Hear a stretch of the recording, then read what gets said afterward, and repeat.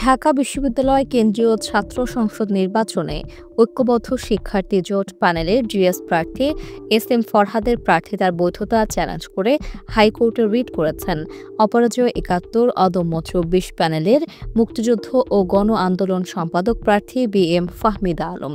রিটকারীর পক্ষে শুনানি করবেন ব্যারিস্টার জ্যোতির্ময় বড়ুয়া। এস এম ফরহাদের পক্ষে শুনানি করবেন অ্যাডভোকেট মোহাম্মদ শিশির মনির।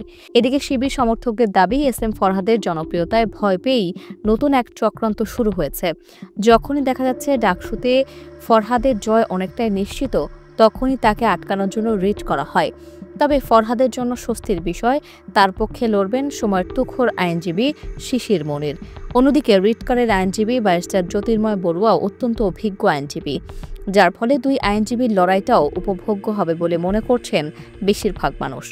তবে শিবির সমর্থকদের দাবি, মামলা করে ফরহাদকে দমানো যাবে না, বরং এতে করে তার জনপ্রিয়তা আরও বাড়বে। কিন্তু ডাকসু নির্বাচনের দিনের আগ পর্যন্ত যদি রিটে শুনানি না হয়, তবে এস এম ফরহাদ নির্বাচনে অংশ নিতে পারবেন কিনা সেই আশঙ্কাও করছেন অনেক শিবির সমর্থক।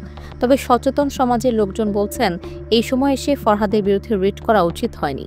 কেউ যদি ফরহাদকে পছন্দ না করে, এর জবাব ভোটের মাধ্যমেই দেওয়া যেত, কিন্তু রিট করে বরং এস এম ফরহাদকেই আরও শক্তিশালী করা হলো। এখন দেখার বিষয় আদালত শেষ পর্যন্ত কার পক্ষে রায় দেয়।